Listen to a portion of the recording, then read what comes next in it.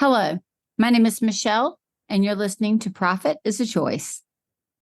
On the podcast today is Jen McFarland, founder of Marit Digital.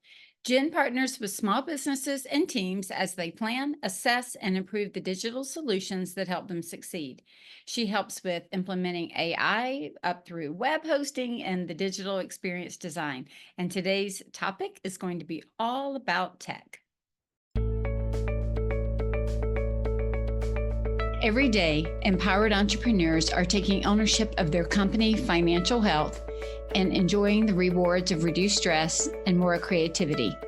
With my background as a financial software developer, owner of multiple businesses in the interior design industry, educator, and speaker, I coach women in the interior design industry to increase their profits, regain ownership of their bottom line, and to have fun again in their business. Welcome to Profit is a Choice.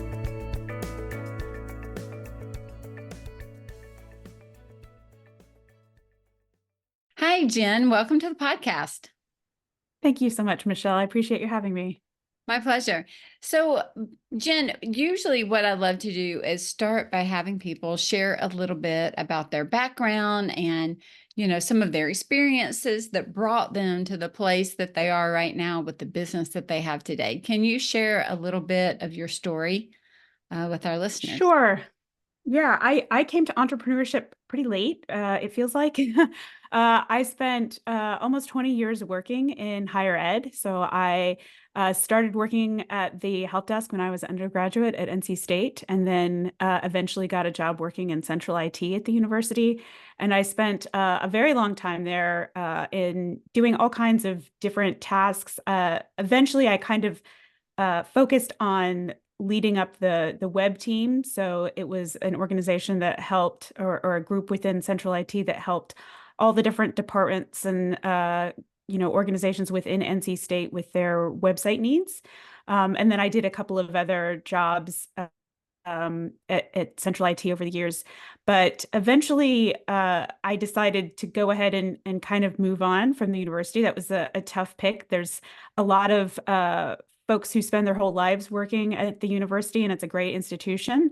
So it was a bit of a challenge leaving, but I wound up working for almost a year at a fully remote digital agency called 10up, which is a really outstanding agency.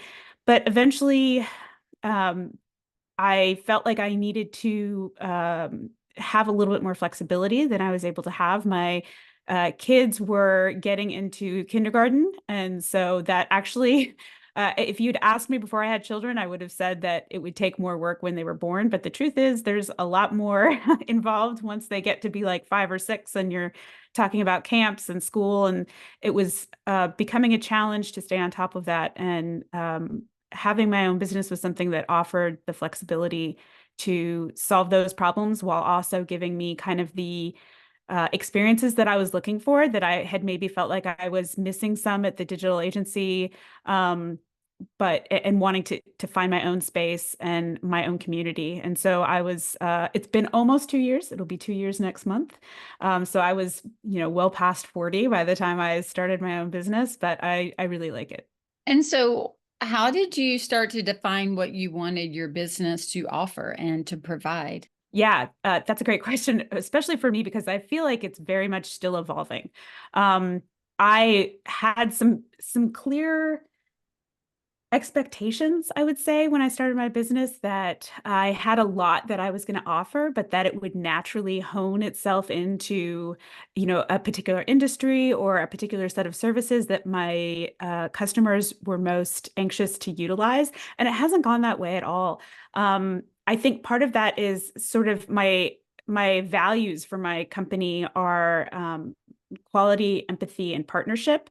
And I think that's kind of led me into a place where I'm working to really understand what my customers need and try to provide it and be a partner. And so what I've kind of evolved into being is almost this fractional technology support person, this fractional technology officer for some of these small businesses that need a range of support, both tactical and strategic. So having this vision for how technology should work for them, but then also helping them implement it. So I've kind of wandered into this almost a bigger and more nebulous area, but I think it's worked out. I find myself um, kind of doing more and more work for my clients. So quite a few of them are return clients, or we find that our scope really increases over time because there's a lot to it. And kind of the more you get into it, the more you find those sort of niche areas that need a little bit more attention. It's interesting. We've been hearing and seeing a lot more lately about fractional, right? That term Yes. fractional. We used to just say part-time, or we would say, we had used other words, but fractional is a beautiful word that we can use. But if you think about it, we often get like CFO is one we hear a lot about, CMO, COO, and a CTO is just as important. I know, I have my own software company, and in that software company, my husband plays the role of CTO because he worked in IT and he stayed in software development for 30 plus years. And so that's the role that he plays over there. And it's so necessary. But even in our smaller businesses that are not as technology focused, they're still technology driven. I heard one time, Jen, that all of us are running technology businesses. It's just what is the product or service that you're using technology to sell. And I think there's some truth to that. And, it's hard, especially, look, I look at my age. I'm almost 60 years old. And there are plenty of people that if they did not learn computer skills when I learned computer skills, and if they didn't keep them up over all those years, they're struggling now. There are many people that are like, this is going to sound terrible, but they struggle to hire people over 45 years old because they are not familiar with the technology, and it's not as natural to learn it. There's almost like an inherent fear into technology. It's just not as easy unless they have been doing it and keeping up with it and learning and keeping pace with what's happening. And tech changes so quickly. And Yes. right, it's so quickly that the minute you get out of it, it's already bypassed you. And so, heck, half the time you can stay in it and it'll bypass you if you're not watching Yeah. it, right? So really having this CTO or somebody that you can call to ask for help, I think is brilliant, absolutely brilliant. And the fact that you're talking strategy and tactics, it's true. You can't just give somebody who doesn't have a computer background a strategy and not help them have Yeah. an idea of how to implement it because they can't do it. Like they won't do Right. it. They don't have the time. It's the whole reason they're calling you. So being able to kind of offer here's the strategy of what we're doing, and tactically, here's how we're going to implement it, I think is a really Yeah. smart move. Thank you. Because yes, with respect to the tactics and just moving forward with the implementation is so overwhelming. Yes, because they're probably not familiar with how it works these days, even if they used to have that expertise, it moves on very quickly, but also because it's incredibly intimidating. That first kind of step that you're taking is some of the riskiest step where you're not sure what's going to happen and how it's going to look, what's going to come out of it. And so having somebody, I think, who's available in case things go wrong or to hold that hand for that first step, that's going to be something I think that's going to help a lot of companies that, like you say, this is not their priority. They have to use tech to do their job, to implement their business. But if you're looking at hiring, probably, a full-time tech person is not necessarily the first thing you're trying to do. You're trying to hire your expertise. So I do think, yes, that fractional is almost a buzzword at this point, but I'm really happy with it because I think it really represents what I felt there was a need for when I was starting my business, which is I specifically don't do marketing. Like there's a lot of folks out there who help with marketing, but what I saw was a lot of need for like some of the harder work of making those marketing tools work for you, which is engaging with the technology and bringing it into your daily life. I love that. I do a strategic planning event for my team every year for all of my clients and my past clients. And we get together in the Atlanta area, usually in September, and we start doing the work. Over the last 2 years, one of the things I asked them to do was to bring their tech stack. And when I first started doing that, they didn't know, they'd not heard that term before. It was new to them. And it's really what is, for any listeners, it's the stack of all the tech that you use. And it's funny because it first started with things like their project management, like they could easily tell their CRM or their project management. But by the time they were done, they realized it was their email. It was Canva. It was, their scheduling. It was their software that allowed them, like Calendly or Acuity, that did. By the time they were done, the list of the tech that they needed to use, contracts, everything for their business was so long. And then I had them put a dollar amount beside every bit of it so they could see the cost and the depth and the breadth of the tech in their business. And that's just a great exercise for any of our listeners. Just start with, what are you already in? And then we sat down and looked at, what can we get rid of? Where do we have duplication of effort? Or you made a comment a minute ago about some of the scariest first steps is getting involved with tech for the first time, like a new program or a new whatever. I would say that's true, but in addition to that, it's not using it to its full potential. And then thinking that it's a tech issue versus a usability because you haven't put forth the education. I think sometimes we just think it's going to be so intuitive. We don't give ourselves a chance to sit and really ask, how do I learn this? How do I engage with this technology in a way to get the outcome that I desire? Yes. So a few things there. One of the services that I offer is a technology audit, which is, it sounds like similar to what you do, where it's, to start with, it's a form that is really, the goal is trying to unearth all of those tools that you have. Because the other thing that I see is as people are going through that, they're finding, yes, a lot of tools that they hadn't thought of. They're also finding a lot of tools that they don't use, that they pay for. Because, a lot of times we see something shiny, we sign up for it. And then also, to your other point, I think uniquely to tech, a lot of times the learning curve tends to be a little higher at the start. And it can be, like I said, really intimidating, a little overwhelming. And maybe that stops you from embracing the technology, or, like you said, from using it in all the ways that it was intended to be used. And so then you wind up with maybe multiple tools that do the same thing, or that aren't talking to each other when they should be. So there's a lot going on to kind of the strategy of the technology tools that you're using, and making sure that they're integrated and that you're not using the wrong things, and that you're, all the things that they do. It is a complicated process. It is. The beauty in this is, though, like the way that I come at it is more from a financial perspective, right? Time management and financially.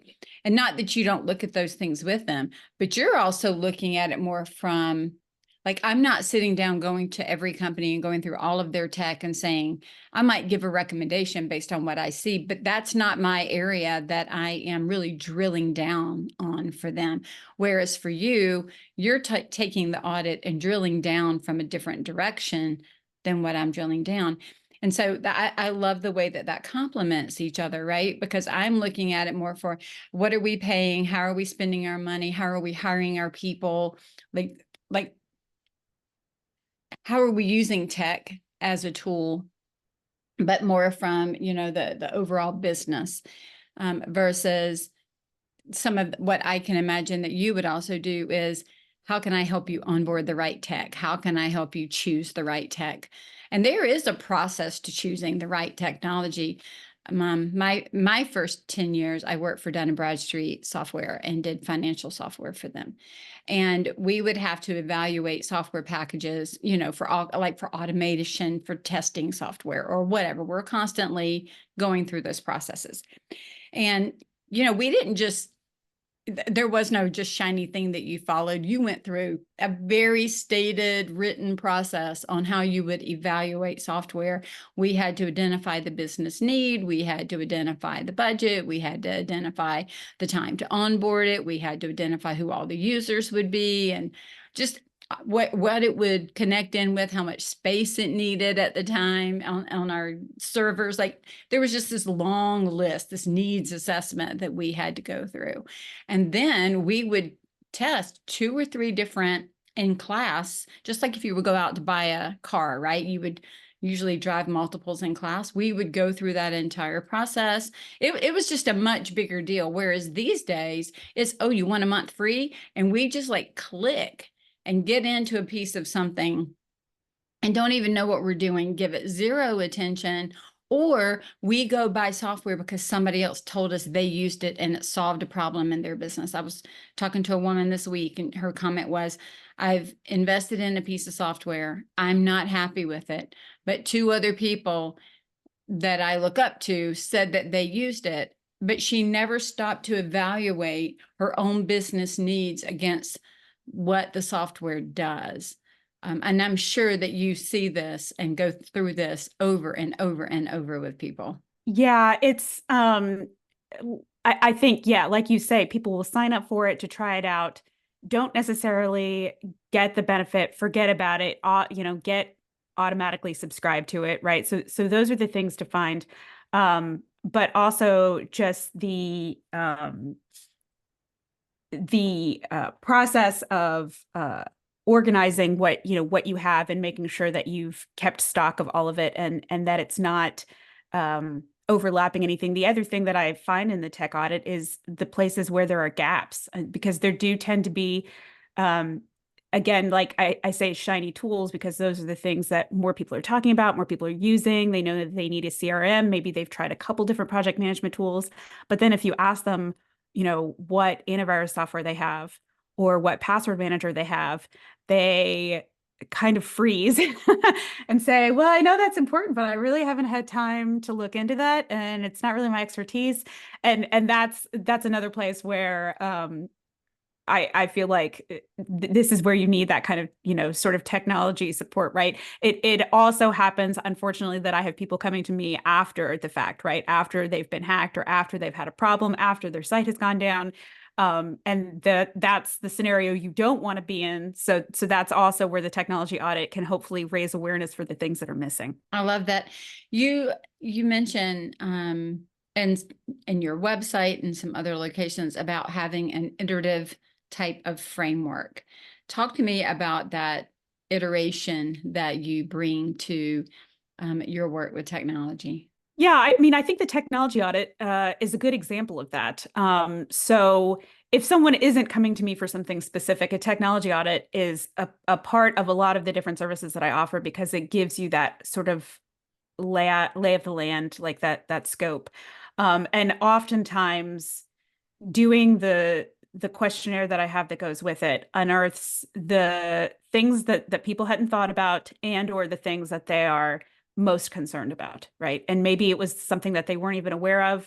And a lot of times, like, part of that process is to say, well, which things are your priorities, and which things are nice to haves. And when we come back for the next steps, there's always part of whatever proposal or whatever recommendations I have are going to be, these are the things that are top of mind. These are key for you or your business. And that is something that kind of manifests itself in multiple ways. Sometimes you find, I supported a small business that does sort of consulting for culture and HR and businesses. And they were happily using Google Workspace, but they realized it both before that, but also certainly in going through the technology audit, that their customers were using Microsoft 365, almost all of them. And it really made more sense for them to be in that space. And so that became the priority, because you need to make that shift. And then that's going to impact other things that can maybe come in a phase 2 or something like that.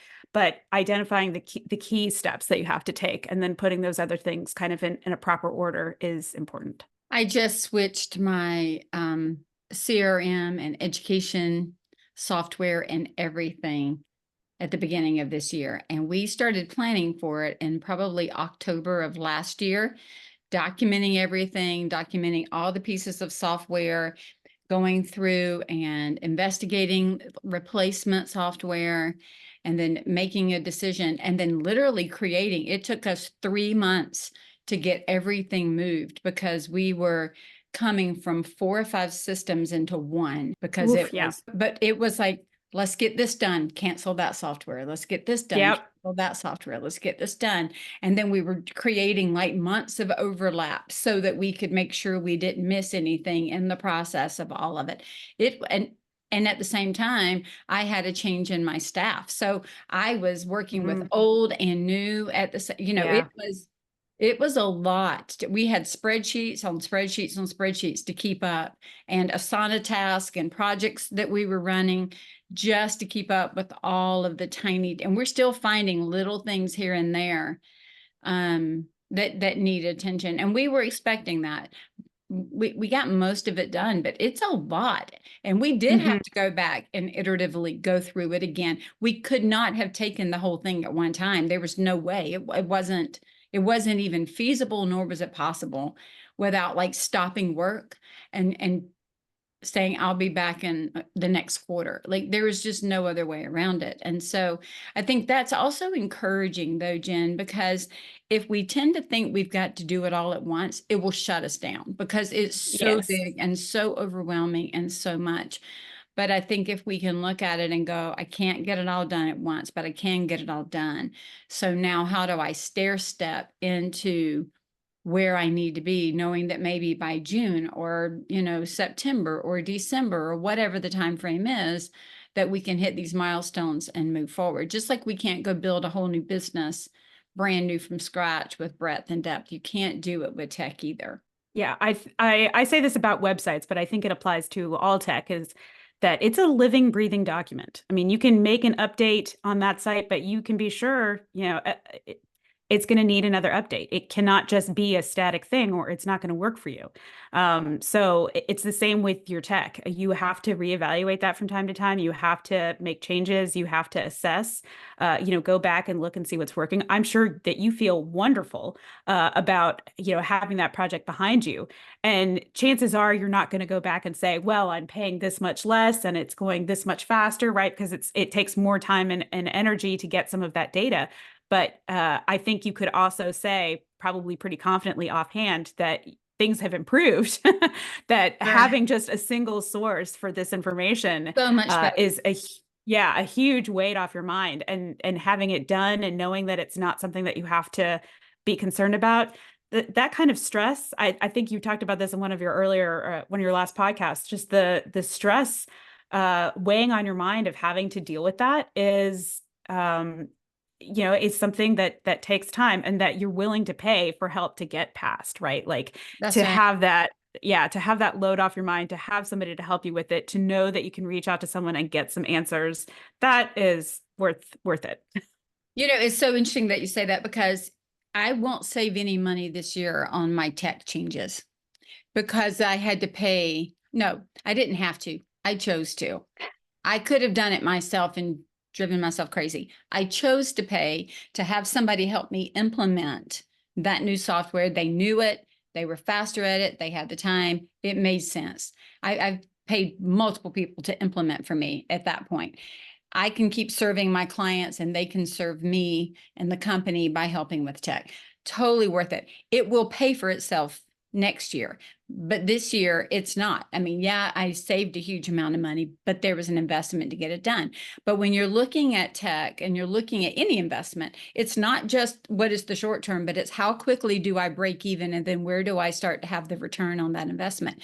But I'll say this, even though financially it's not yet going to be a return this year, time-wise, so much easier, so much easier. We're not logging into 2 or 3 different systems. We pretty much have a system and it connects to Stripe, and that is it. And we are done. And I don't have to pay for all of these independent, because I was paying for a lot of other people to make sure that this site didn't get hacked, that talked to this site that didn't get hacked, that talked to this site that didn't get hacked. And, they're all on different platforms, and are they updated the way it was just mind boggling. And so just even from a time and a joy at doing the work, I don't feel like, oh, I don't want to have to go do that. It's like, oh, I really like to jump in and figure that one out because it's pretty straightforward. And I think there is something to being able to engage with the technology in a way that actually makes you feel empowered. And I think that is super important when we're looking at tech is it empowering us to do the next things? I mean, even with Matrique, the software that we have, our big thing when we created it was we wanted it to be sticky. Meaning, I didn't want it to be something that people go in once a month and they never look at again. I want it to be something that it actually helps solve the problems that they're having day in and day out around financial questions or financial decisions that they need to make, that they don't have anything else to solve other than to feel like, I got to go sit down and build 3 spreadsheets to figure that out. I'd like for them to be able to say, let's go in Matrique and get that answer solved. But it's only as good as people go in and use it or try it or put their data in or learn it. Like, it can't solve and use data that it doesn't have, right? And so that's just a good reminder for us on both sides. We have to engage with it, but it's got to be something that we feel empowers us to be able to do the rest of our jobs really well. Yeah, I love what you said. The value of joy is extremely underestimated, but yeah, you can't put a dollar value on that, but it's invaluable, something that makes you enjoy working with it and want to come back to it. That's right. That's right. So, Jen, these days we're seeing a big influx of AI, and you just about can't be in tech and not have that come across your desk, come across your computer, or be a topic of discussion. I would love to just get your thoughts on, I mean, there's so many thoughts. We could have a whole podcast just on that, I'm sure. Yeah. I'd be curious to hear what you think about AI and what are some safe ways to start engaging with it in our business, because I think there can be a nefarious side to that AI. Like, there can be, there can, most people are good, but there's some really bad eggs out there, and it can be used in a really bad way. It can be used in a scammy way. I mean, there's a power there, but I think we've got to temper it and be so very careful. I'd love to just hear, you've probably done 10 times more research than I have on that, but share with us all of your AI thoughts.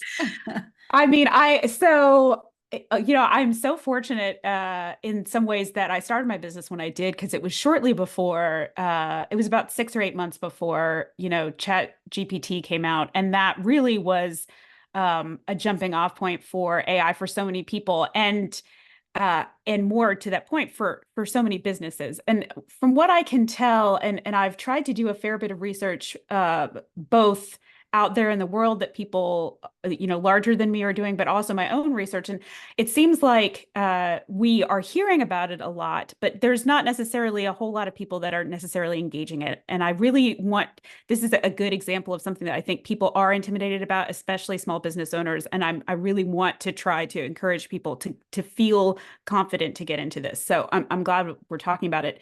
I think one of the key ways that people can get into it for themselves is really just to start by doing the simple stuff, like engaging in it where it is, as it's in front of you. So AI stuff is going to pop up all the time. You're going to do a search in Google. You're going to start to get the AI answers. Maybe you take it to the next step and use a more dedicated tool like Perplexity, which is basically a search tool for AI. I love Perplexity. I strongly encourage you to check that out. Maybe you try that instead of Google and see what kind of responses you get there.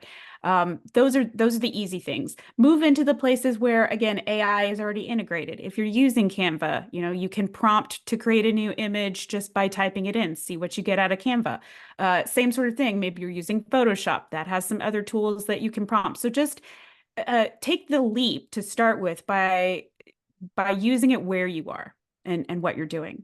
And then once you feel comfortable with that, or if you want to try and push a little further, I would say look for some tools that are a little bit more dedicated to AI in providing extra value. And one of the things that I'm a big fan of that I've been using, for a long time already, over a year, I think, is tools that will join your meetings and provide a transcript or record it so that you can go back and listen. And there's 2 big players in this area, and that is Otter and Fireflies. And I've used both of them. I like them both very much. So I'm not going to give you a specific one to go for, but I would just say research what they do, because they are a little distinct. And these will join your meetings and collect the information. They'll even join meetings that you are not in, assuming that the owner of the meeting approves it.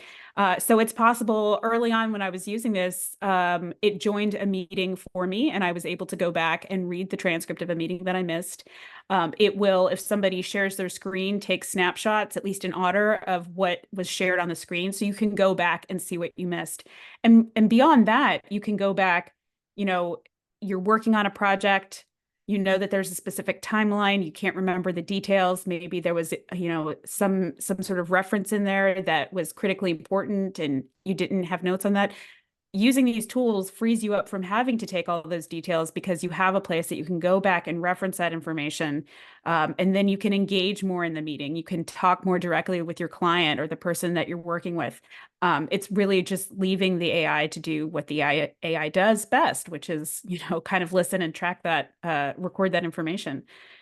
And then the next step I would say is, as you start to get comfortable with the different ways that it can be integrated, just try to make it a habit. And this is one of those things I think that kind of gets in the way for people, is just they'll try it once, but then they aren't sure how to use it routinely. They aren't sure. And using it routinely is what's going to sort of incite other use cases for you. And it's going to make you think about other things that you can try. So there's, kind of phases that you can start to get into to put it in front of you so that you remember to use it, so that you're trying it for more things, so that when you find yourself with a task that you're like, oh, I hate doing this, maybe somewhere there's a spark that starts to come up that says, oh, you hate doing this. Can the AI do it for you? I think one of the best examples is a colleague was like, I use AI to help me when I have to give bad news or say something that I don't want to say. And the AI is really good at like taking the emotion out of it, coming up with the key points that I need to use, and I can, put that in the email or have those notes in front of me in that conversation that's a challenge, and get through it with a little bit more grace. Yeah, I think, back with the AI, good and bad, you also have to be really careful with which AI tools you use, in my opinion, because they're listening, which means and when we're feeding it information, it's not just using that most of them are not just using that information for us. They now have that information to use for somebody else who's trying to do something. So if you've got trade secrets and you've got your secret sauce, I wouldn't be putting that in. Don't be dropping that into AI unless you want everybody else to pick it up. You have to be seriously careful, I think, about how you do that. More generic, like we've used AI sometimes when we're trying to get like SEO keywords and meta tags and things like that. Like, here are the keywords. How do we write a description? This is what it would say. And here are some keywords, stuff that we're putting out on the internet that's going to be out there anyway, that we, you know what I mean? It's not anything that is super confidential. But if you've got more confidential internal documents and things, I would personally, this is just me, I would hesitate dropping those into an AI engine that I didn't fully understand how all of that was being used, because I could sit down and say, tell me what so-and-so would do with this, and it could come back and tell you. So I do think we have to be super, super careful. Even a lot of the websites we have now have the chats at the bottom right corner where you can ask questions, and it's not all humans. It's answering you until it hits a certain point, kind of like the automated software when we used to use the telephone to call, and it would, you would drop through the automation. So you're right. It's in front of us everywhere, and we don't need to necessarily be afraid of it, but we do have to do our due diligence for where we want to interact. Yeah. And I would say part of that is, AI has been around since before ChatGPT, and this is something that we often overlook, right? So it was already part of Google searches. Like, that data was already being collected. It was scanning the internet and pulling that content in. So if you have information that's proprietary information on your website, which you shouldn't anyway, but be sure that's the kind of thing that's already been scraped by an AI. And to that point, this is another sort of thing that I've done more training on and talking to potential clients about is you need to make sure that you are protecting your website from being indexed by Google, but also from being searched by an AI, if that's something that you don't want your site to be scraped by an AI. But we have to remember that we've also been talking to Alexa and, Siri for the last however many years. And all of that is stuff that is going into that larger body of data. So it's something to be thinking about all the time. One of the things I will say with that is there is going to come a time very quickly where you are paying for AI, whether you want to use AI or not. It's integrated in a lot of the tools we use. And even though we haven't all necessarily seen price increases in our technology tools because of those AI features, that's coming. Likewise, the research that's been done on this is that ChatGPT-4 or GPT-4 and the more evolved versions of GPT are vastly better than like 3.5 or the free versions. And those are the ones that are going to give you the options to keep your data private. And so it's already past time where when you're talking about investment in tech and budgeting for tech, AI needs to be a line item, and it needs to be something that you're thinking about Yeah, bringing into your stack. don't disagree with that at all. I don't know a lot of them because I don't currently do any interior design for other people, but I know there are a lot of interior design specific AI programs out there. There's a couple of people that teach some of the AI classes within the interior design industry that you can certainly go in and you can either start from scratch or they can put in a picture and say, add this, add that. I sometimes see, I don't remember it. I think it might be on Twitter. I'll sometimes see somebody say like, here's a picture. Can you remove the guy in the back left? Or can you put me in a tropical location because I really need, or make me look more like a business headshot. And they're using AI tools to go in and to manipulate these photos. And I'll say this with AI as well. So number one, there's good use cases for that. Like you were Oh, saying, yeah. there's really great opportunities, almost like using it as a rendering tool. We have a kitchen, we're going to put this kind of a hood up or use this or change the color to this. Like there are ways that we can use it, that we can get fast inputs and answers so that we can make the next decisions in front of us. But we also are going to need to be very careful in how we trust the data that we are reading and seeing and watching. Like I saw some, I guess it was a Facebook. I got like somebody who wanted to be my Facebook friend. This was a year ago. And when I looked at it, it was a woman that was almost too beautiful for words. Like, you know what I mean? Like Yeah. Oh, yeah. I can appreciate a beautiful woman, right? I see many beautiful women, Yes. but this woman was almost what you would. It was off-putting. The Yeah. beauty level Yeah. was so high, right? I know what you mean. Yeah. It was like something. All right. So then I looked at it and they were an interior designer and they had started being friends with people in the interior design industry and they had hit me up with a friend request. Well, the minute I looked at it, all of my warning bells started going off. Good. This is entirely too beautiful. Something feels weirdly odd about this picture. So I'm like zooming in on my phone and she's got the funkiest teeth. It's kind of like people that get like 6 fingers. It's almost Yes. like, how your 2 front teeth are a little bit bigger than the rest.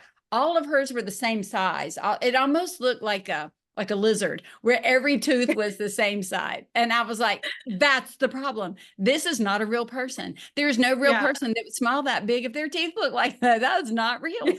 And then I went from picture to picture and I could almost see like where it got shadowy and fuzzy, like, the tells that you now know. So I talked to a couple of my friends and I said, I see you're friends with this person. Do you know them? And they're like, no, we don't know them. And I said, pull up her picture. Mm-hmm. They pull it up on Facebook. I said, dial into that, look in. And they're like, oh my goodness, what is that? I'm like, that is not a real person. You just are friends with not a real person. Yeah. Right? But I say that because it's going to be easy to be scammed if we're not careful. There's so many scams going around right now. And so there's an awesome part of it, but there's another part where we really just need to be able to look and know and the challenge is, to your point, Jen, it's going to get better and better, which means it's going to be harder and harder to decipher what's AI and what is not. I had heard that, and you may know this, I don't know, that if we're putting out things that are large scale AI driven or AI written, that we really need to acknowledge that it is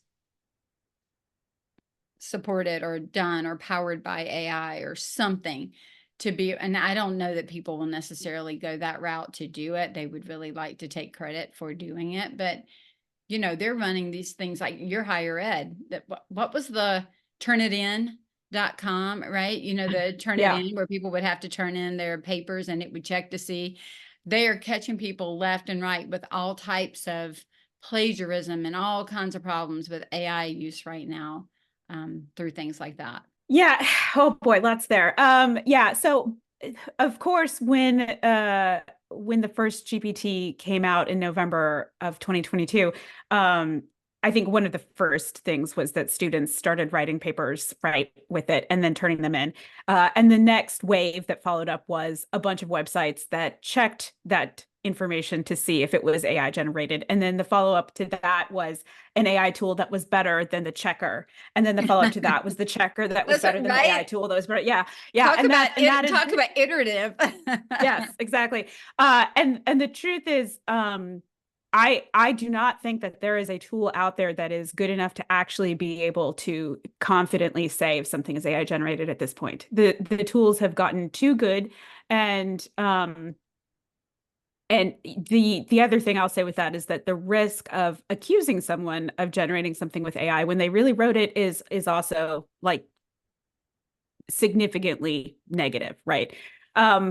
So it's there's going to be negative circumstances, for sure. I want to go back and highlight the moment where you were like, your warning bells rang, because that is what we need. And in fact, like, when I think about my daughter who's 7, you know, by the time she gets to high school, it's not that she won't know how to write an article, but I'm sure that she'll be writing an article with the help of AI, whether for research or helping to clean up paragraphs or whatever else.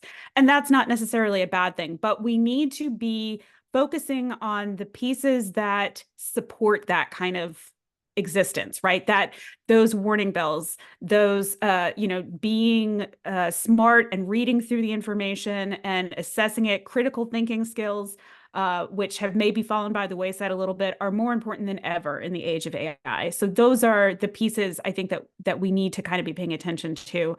To the point of images, one of the biggest use cases I have for AI is generating images. AI is getting, again, like you say, better and better at that. And I don't, you know, if I want to do like something custom or a logo, I'm going to pay somebody to do that for sure. But if I'm looking for a filler image for a header of a blog post or something like that, a lot of times what you're going to be able to get from an AI tool is going to really be able to match the exact circumstance in a way that you're not going to even be able to find an image, even if you paid for it in a lot of cases. That's right. Extremely custom, right? Extremely custom. And you can be more conscious of, you know, diverse representation. You can be, I completely agree that a lot of what you get back is almost alarming in its perfection, but you can, you know, prompt to work around that kind of stuff. And then you get really great images where, you know, you don't have to worry that the face is of a person. And did you get, you know, a signature to say that it's okay for you to use that picture, right? It can be the kind of detailed scenario that you want to express in that scenario, in that graphic. So that is a huge use case that I've used for not all my images, but it's a strong way. And I think a lot of people don't think about that necessarily with AI, but it's a really, really solid use case. Yeah, I would agree for sure. I think just awareness is the whole thing, right? When's the right time to use it? How are we using it? If somebody asks us, I think there's an honesty and an integrity conversation of, yeah, we work with AI, not I did all this by myself with pen and paper. It doesn't mean we got to necessarily run out there and tell it, but I just think we have to, I don't know. I'm not like if somebody were to write a whole dang book using AI. Oh, sure. Yeah. Right? Yeah. And I mean, it's not Let's so say, good that you're not going to be able to tell, right? that's right. That's right. But Yeah. for example, there's an amazing company that does renderings that are so lifelike. It's hard to tell it's a rendering. But if somebody were to ask, they would be clear that that was a Yes. rendering. Like they wouldn't lie and try to pass it off as a photo. Now, if you took it as a photo when you first looked at it, that's on you. But they're not going to not admit that it's a rendering when it is a rendering, right? Yep. That's what I'm saying. So we would hope that it would rise to the occasion, that it would look really great and not look funky on our website. I mean, we wouldn't use it if it did all that.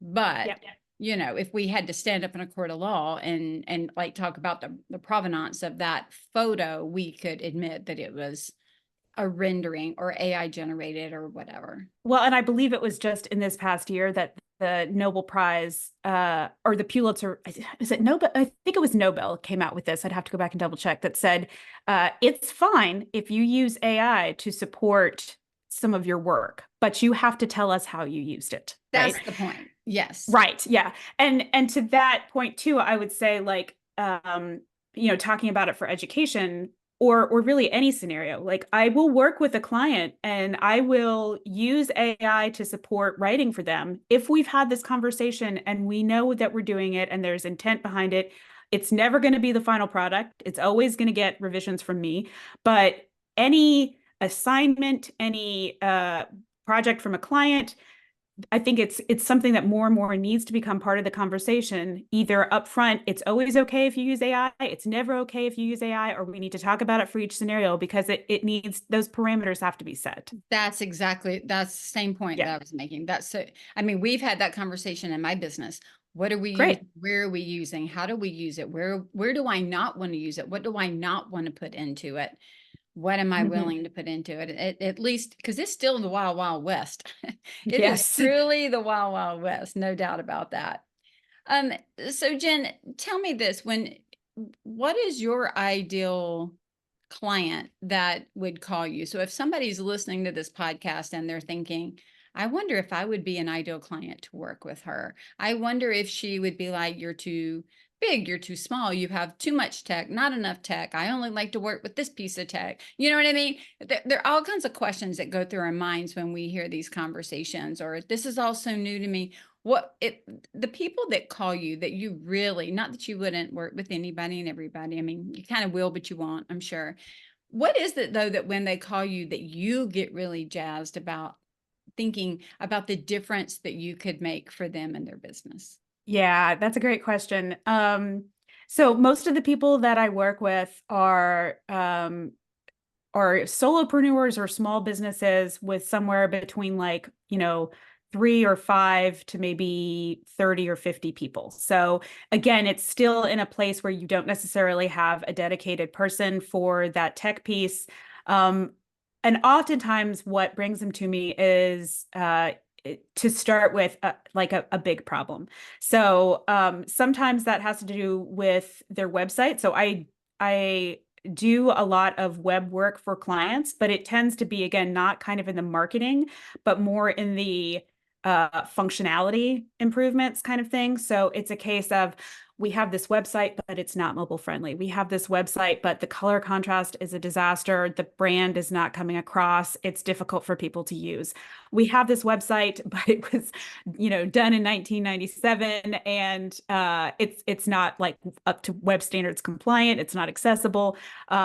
Or something like, I need to have this custom post type. I need to have this separate section of my content that people can search on, or people can buy things from, or people get documentation from. So a lot of times where I'm working is kind of, taking the aspects of, and a lot of times it's grown organically, where they've kind of solved that problem as it's come up, maybe with more and more pages on their site or resources in another tool that you're pointing people to, and you want to try to bring those together or make them function more holistically. And so those projects are really exciting, because I always feel like you're improving efficiency. Hopefully you're saving money and time, but you're also making that organization, feel better about how they are conveying their messages and conveying their most important content to their customers, right? So it's really empowering for the users and the business, and then also the clients. Those are, I think, the ones that get me excited. Yeah, that's fun. That's fun. And then the audit, is that something that you do as part of the onboarding process when you start working with a client? So I have a separate onboarding form that is just for us to make sure that we're working together in the best ways possible. The audit does not go with all of the services. Again, most of the time people come to me with a specific project. But the audit is something that that I would strongly encourage for anybody who knows that they need help, and like needs to understand the lay of the land. Like I feel like there's probably not as many people self-selecting to go through the audit as they should. But I understand that. It's hard to like to go down that road. But I think in a lot of cases the audit will pay for itself just in finding the tools that you're not using, or streamlining a few processes, even if you don't go into like a larger project with me down the line. A lot of times, almost with every client, when I'm doing this, what winds up happening, I genuinely can't tell. It's at least 4 or 5 of my clients who have like a to-do item of having a security assessment and or a password manager implemented that's like on their radar to do before we're done with our project, because that's always something that the clients aren't doing. Most recently, it's kind of been another place where there's been an uptick in like cookie consent for websites. That is it feels like picking up across the board, but that's another place where folks have had those for a long time. The legislature is now talking a little more about privacy and implementing some sort of an actual privacy regulation, similar to what California and Virginia and some other states have. And so at that point, there's more of a need, more of an expectation that you're covering the privacy for your users, particularly for your website. So the cookie consent is something that's more and more rising to people's radars. So there's always something going on in tech. Earlier this year, it was mail. People who were sending bulk mail. Google and Yahoo came out with some new rules about that, and there were lots of people who came to me and were like, "I have no idea what this means. Please help." So that one that was a headache. Yes, for some of us, it was a headache because it wasn't as easy and straightforward as it was made out that it was going to be. Yeah. Well, and I mean, someone goes in and edits their DNS records or changes their DMARC, once every 5 years, maybe. So of course it's something that you don't have the expertise on. Yeah. That's right. That's right. Well, Jen, where are you hanging out? Tell us where you're hanging out so people can find you if they want to talk. Yeah. So I will say, if the AI stuff intrigued you, my colleague Sarah Egan-Warren and I, she is works at NC State, and she and I do a monthly AI cafe where we talk about an article that has come out recently about AI, and we just sort of chat over lunch. I think our next one is actually tomorrow. And we're going to be talking about AI agents, which are sort of tools that you can program to do multiple things for you in the AI. Don't let that sound intimidating or scare you. You can read the article, but it's a very casual conversation, and we're happy to talk about all kinds of different topics. So that's something that we run through LinkedIn. So if you just do a search for AI Cafe, you can come and chat with us there. I also offer classes almost every month. They're always in person, but sometimes they're also online on a variety of topics, from just basics of AI to implementing AI in your daily life, talking about SEO. So there's all kinds of privacy. I have a security and privacy class. So you can watch those on my website or sign up when I'm offering them online. And I encourage you to subscribe to my newsletter to find out what's going on and get some of these tips and tricks. Awesome. And your website is maritdigital.com, right? That's right. Yep. Digital.com. And we'll have all that in the show notes as well. Well, Jen, thank you so much. It's been such a great conversation, and one that I'm sure we'll probably get to iterate on and revisit over and over again. But thank you for bringing it to the forefront today. I really appreciate you having me. It's been a great talk. You're welcome. Thanks. Jen, thank you so much for the conversation today. Make sure you check out the AI Cafe on LinkedIn and Jen's website at Marit Digital. Learning to view your company both strategically and tactically can make a huge difference.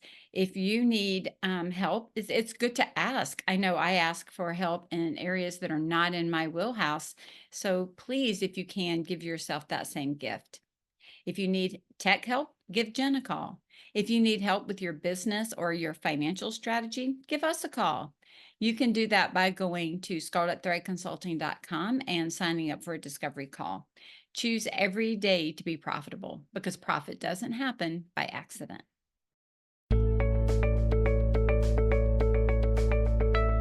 Profit is a Choice is proud to be part of the designnetwork.org, where you can discover more design media reaching creative listeners.